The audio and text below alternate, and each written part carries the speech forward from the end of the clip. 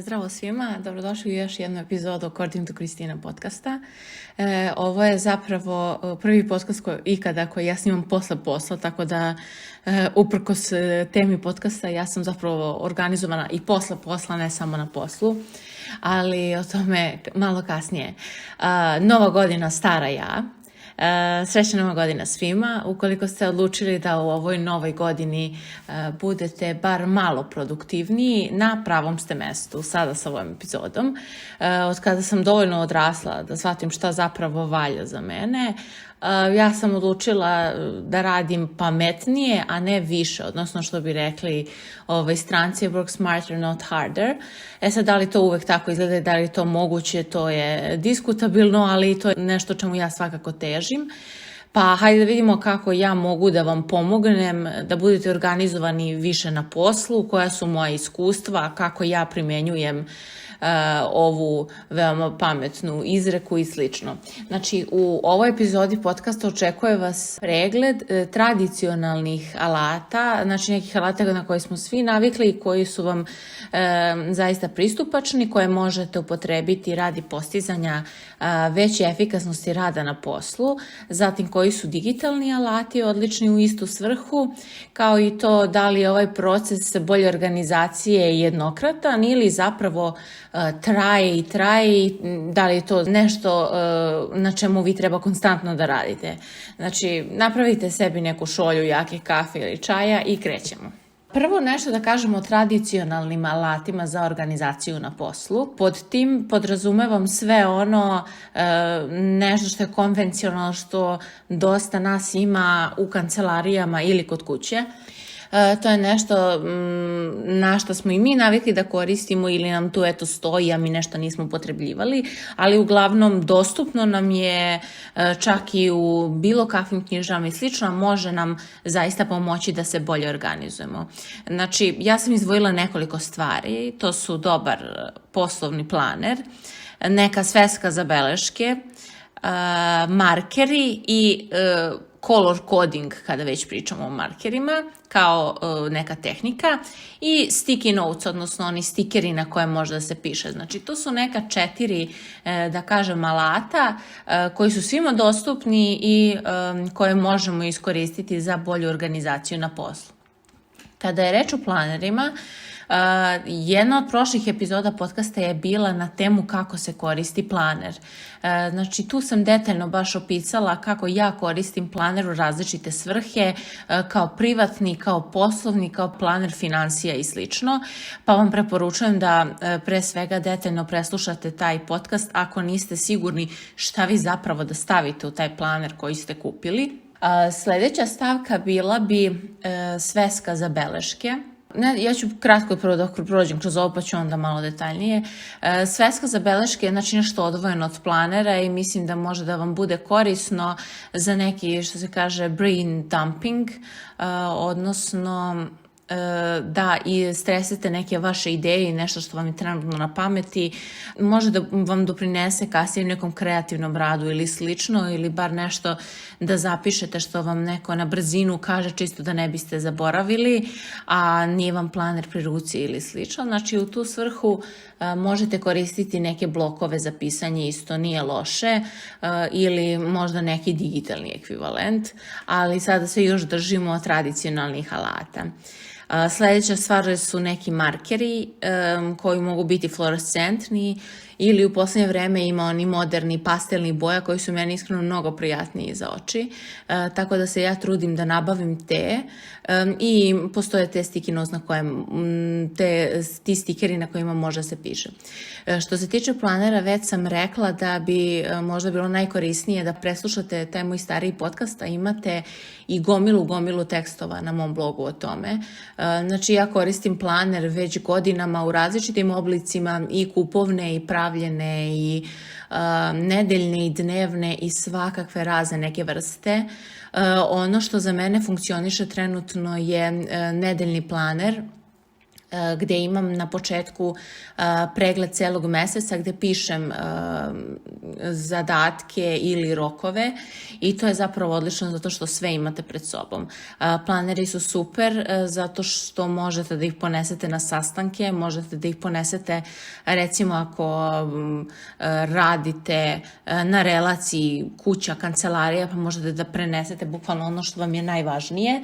Planeri su korisni i kada radite od kuće i bilo kojoj industriji da radite. Mogu da kažem da planer neki koristim od svog prvog dana na poslu i to mi je mnogo korisno. Dakle, bez obzira na to čime se bavite, znači pričamo o nekim stacionarnim, da kažem, zanimanjima gde je uglavnom to neka kancelarija ili tako neki sličan posao.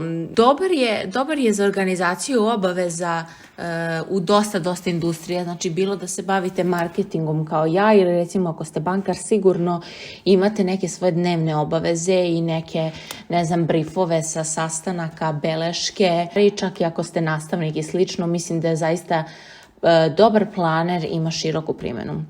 Što se tiče sveski za beleške, ja uvek imam neke gluposti koje nisu dovoljno, da kažem, ni definisane, ni rafinisane da dođu u moj planer. Tu pišem samo neke konačne stvari koje su već sređene, tako da imam uvek neku sveščicu koju beležim, neke tako trenutno stvari, ideje ili kažem mi neko nešto kaže da uradim, ja eto malo da se pripremim pa zapišem prvo to, onda posle prebacujem u planer. Što se tiče markera, veoma su korisni zato što možete da istaknete nešto najvažnije i tako će vizuelno to da vam uvek odskače kada bacite pogled na to. S tim u vezi bit će vam i lakše da zapamtite neke stvari, pa kasnije i da se prisetite nekih stvari baš na osnovu boja.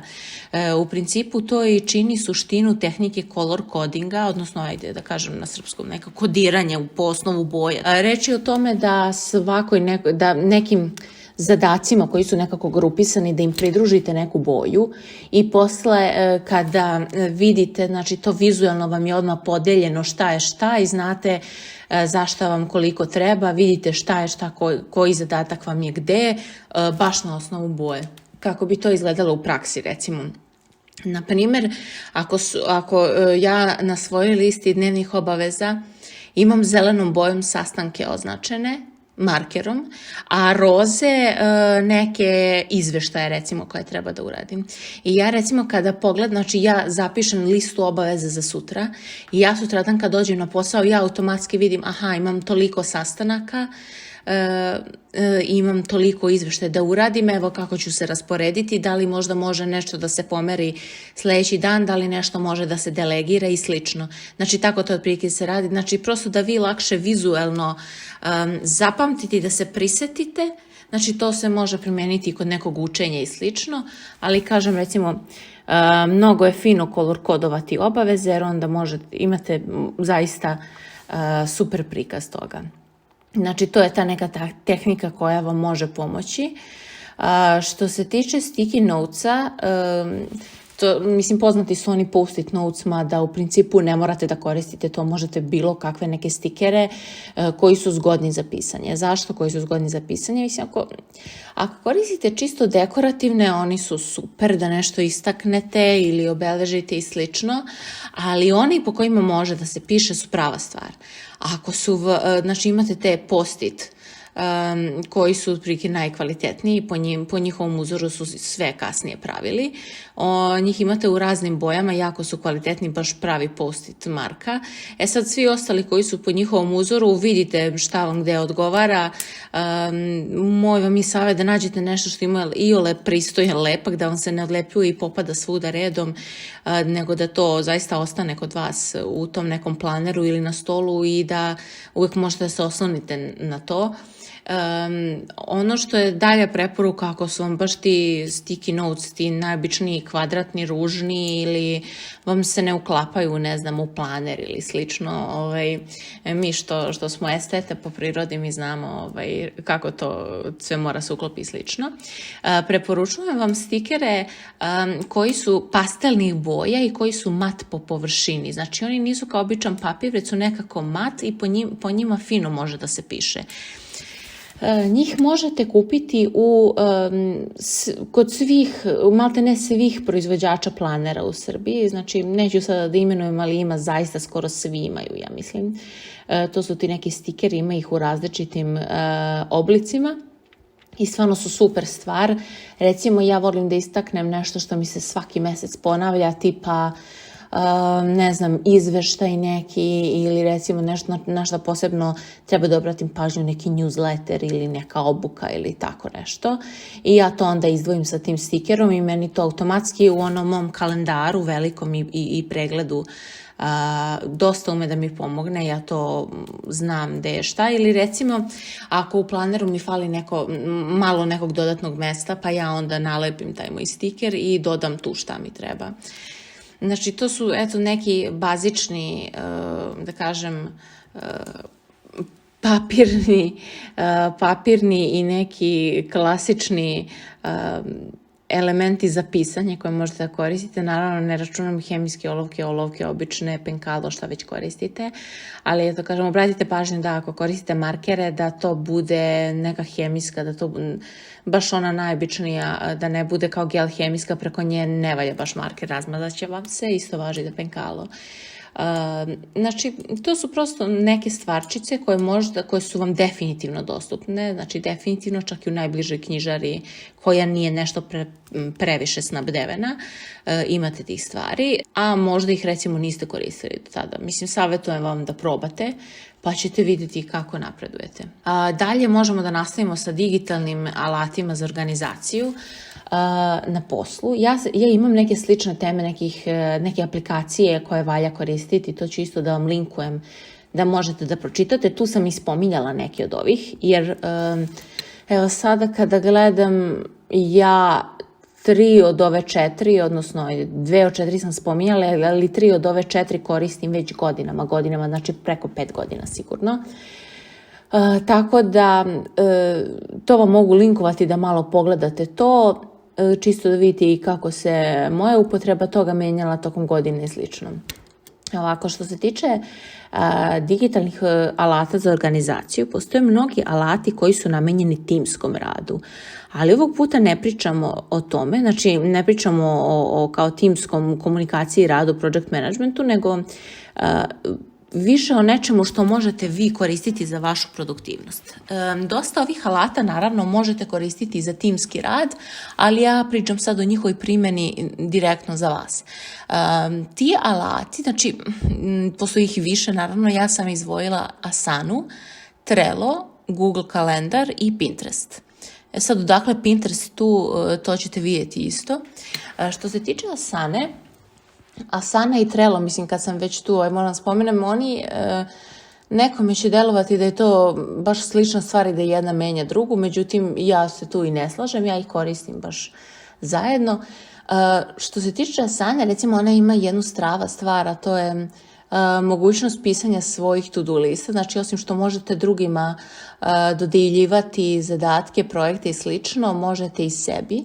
I recimo meni je zgodna za to, baš kao neka digitalna to-do lista, iako imam i planer i svesku, nekada prosto tih obaveza se toliko nakupi da mi je lakše da ih iskucam. Šta još, znači postoji Trello. Trello je jako zanimljiv alat. Slično kao Asana služi za organizovanje projekata, međutim ono što se meni kod njega sviđa je nekako lako dodavanje tih lista i tabli, od čega se on sastoji. Znači ja imam pregled koji je, može u Asani to da se namesti, ali recimo meni je lakši Trello, ja sam naučila u njemu da to radim. Ako imam neki projekat ili neku zamisao koju treba da razložim na sitnije zadatke, ja to radim u Trellu. Tu je zastupljena takozvana Kanban metodologija, a to je da su nekako, taj pregled je sav uspravan. Znači vi kada otvorite Trello, vi ćete vidjeti uspravne liste. To prosto morate da vidite, znači ne znam tačno ni kako da vam objasnim. Imate kao kolone i onda vi se organizujete po kolonama nasuprot liste. Malo je čudno, Znači, savjetujem vam da pogledate, ja imam i prikaze kako izgleda Trello u tom starijem blogu, ali veoma je interesantno i jako se lako koristi, samo kad se naviknete na tu vertikalnu postavku zadataka umjesto na dosadašnju horizontalnu. To je eto meni jako zanimljivo. Taj Trello jako se lako integriše sa drugim nekim servisima, tipa sa Google Drive-om. Vi u Trello možete prikačiti i sliku i listu, check listu sa checkboxevima i dokument najnormalniji i dokument koji integrišete sa Google Drive-a. Možete raditi u timovima, možete dodavati ljude, donekle besplatno, posle se naravno plaća isto. To kao i kod svih alata u ostalom, mislim nekih malo boljih. Jako je koristan, imate aplikacije, možete sa weba da uđete na Trello, super sinhronizacija, sve je super, možete da downloadujete lako odatle. Jednostavno jako zanimljiv alat, kažem, samo kada se naviknete na tu vertikalnu strukturu koju ja smatram lično zanimljivom. Sljedeći je Google kalendar. Ono što ja volim kod Google kalendara je što mogu da mu pristupim svuda sa raznih nekih uređaja i lako ubacujem obaveze u njega i to mi je sve sinhronizovano. Ima dosta mesta da ubacim šta mi treba, da razdvojim po određenim kalendarima. Recimo imam kalendar lični, poslovni, kalendar za blog i tu razlikujem, znači tu sam color kodovala digitalno i tu sam razdvojila različite stvari, znači tu mogu da vidim recimo na poslovno, mogu da vidim sastanke, mogu sam sebi da recimo stavim kad imam neku obuku ili kad na primjer neki rok imam i slično ili neki podsjetnik kad mi treba, to sve ubacim tu i bude mi super. Baš kada je reč o tim podsjetnicima, vi možete napraviti neke vidove podsjetnika i u ovim alatima koje sam ja već spomenula. Međutim, mislim da vam je ovo efektnije zato što nekako baš i na telefonu nekako bolje, mislim da bolje radi kad se to baš vidi i kad vam stoji to tu, naročito ako imate onaj neki widget na telefonu gdje vam je stalno gdje se stalno vidi vaš kalendar i kao obaveza koja je za taj dan. Mislim da je to super stvar i da jako se lako koristi, jako je zgodan i eto moja preporuka za Google kalendar. Što se tiče Pinteresta, verujem da tamo ima dosta sadržaja za većinu industrija, tipa da li je to marketing, da li je to poslovanje neko opšte, da li je to umetnost, da li su to, ne znam, saveti za generalno poslovno napredovanje karijerno, kako već hoćete. Naravno, verovatno nema za nešto iz teške industrije, ali svi ovi saveti zapravo se dosta razlikuju. Mislim, potrebno ih je prilagoditi u odnosu na to čime se neko bavi. To je, pretpostavljam, očigledno. A možda i nije, ali evo sad kažem. Ali nešto iz ovoga se može upotrebiti kod svih sigurno. Uglavnom Pinterest. Meni je bio jako koristan za pronalaženje saveta i nekih izvora za dalje učenje. Ono što sam ja uradila, mislim, moj Pinterest je uglavnom, da kažem, poslovni. Ja sam napravila različite te table na kojima pinujem razne savete. Naravno, vi njih potražite po tagovima, izaći će vam kao slika i vi tu sliku možete da pinujete, međutim kad kliknete na nju odvede vas na sajt sa tim savjetom. To ja smatram veoma zgodnim. Vi možete čak i uključiti nekoga na tu vašu tablu sa pinovima pa da pinujete zajedno i tako imate tu neku zajedničku tablu. Mislim da je to cool.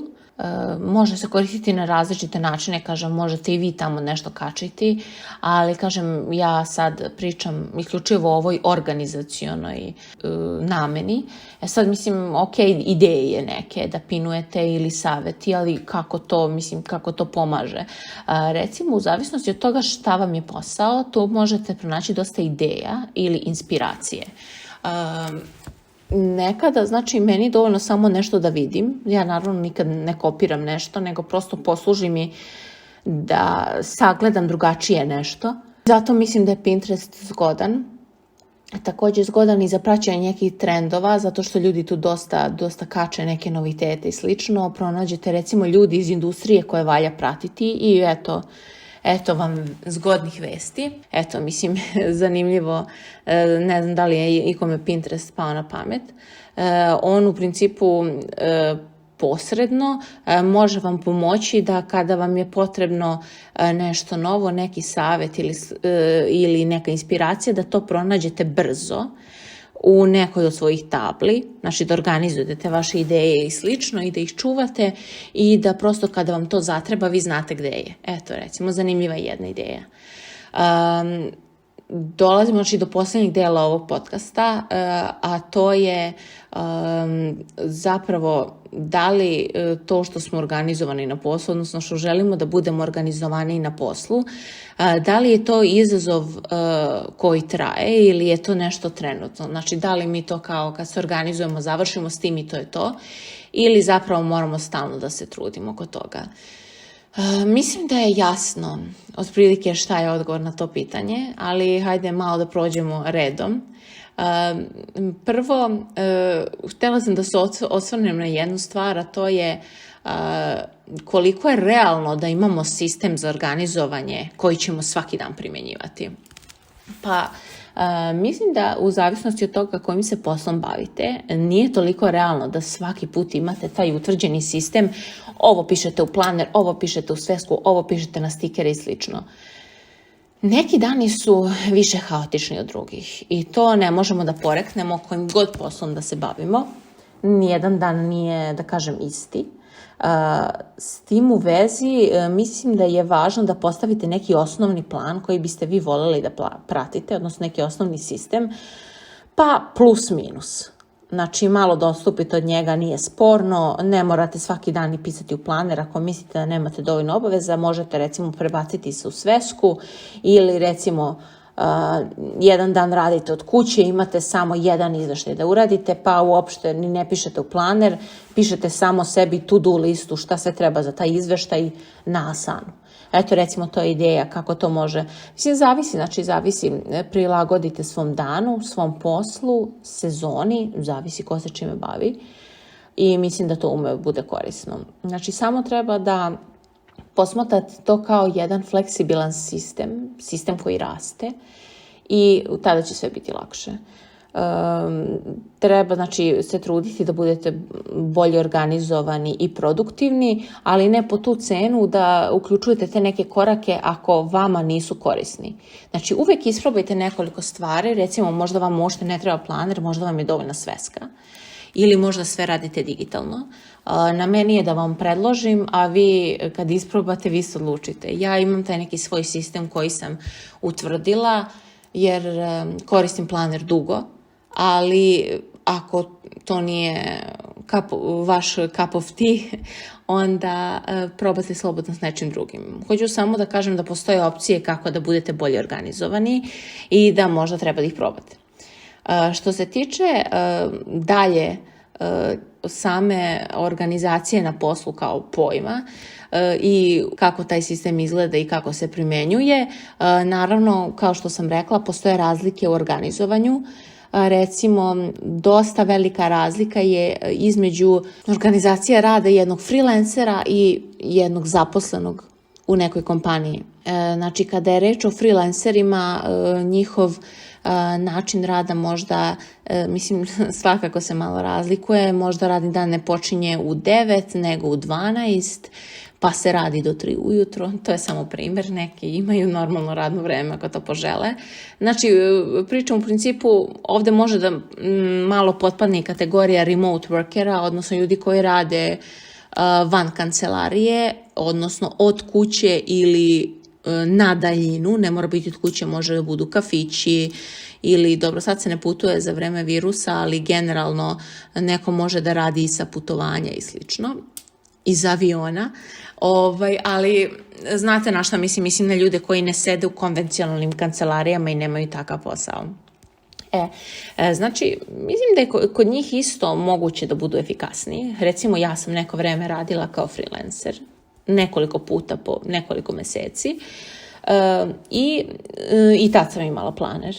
U principu, tada je jako teško kada ste freelancer ili kad radite od kuće remote za neku firmu, jako je teško odvojiti posao i privatan život.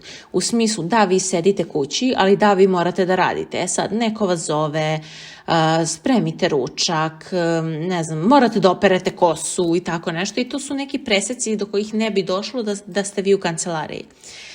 Međutim, sve to može da se reši upotrebom baš ovih alata koje sam navela, tako da bez obzira na to u koju grupu spadate, definitivno nešto od navedenog može da vam pomogne. Na tome uvijek treba da se radi i naravno vi ćete vremenom, ako već krećete sa unapređenjem vaše efikasnosti, morate da isprobate različite stvari da biste znali šta za vas najbolje funkcioniše. Imam jedan tekst isto za vas za čitanje koji se zove Rad od kuće, kako biti produktivan, i voljela bi isto da bacite pogled, naročito sada kada je dosta ljudi primorano da radi od kuće ili freelancing postaje sve zanimljiviji, tako da uvek možete da bacite pogled na taj tekst. Želela bi da čujem, odnosno da pročitam u komentarima koje su vaše tajne za veću efikasnost rada na poslu, koje alate ili programe vi koristite i preporučujete i koje su vaše odluke kada je reč o produktivnosti za ovu godinu, kako ćete to da unapredite. Pišite mi slobodno u komentaru, ja sve čitam. Izdvojila sam još nekoliko tekstova koji bi mogli da vam budu interesantni, a tiču se sličnih tema, o produktivnosti i slično. Ukoliko vam je lakše, uvijek možete podcast preslušati na YouTube-u. I naravno hvala vam što ste slušali 5. epizodu According to Kristina podcasta. Ukoliko želite više ovakvog sadržaja, tekstova, podcasta i slično i par reči od mene svaki mesec, prijavite se na newsletter. Ovdje imate na stranici, kliknete lepo i odvede vas da se prijavite. To vam treba minut, tako da čujemo se, slušamo se, poz.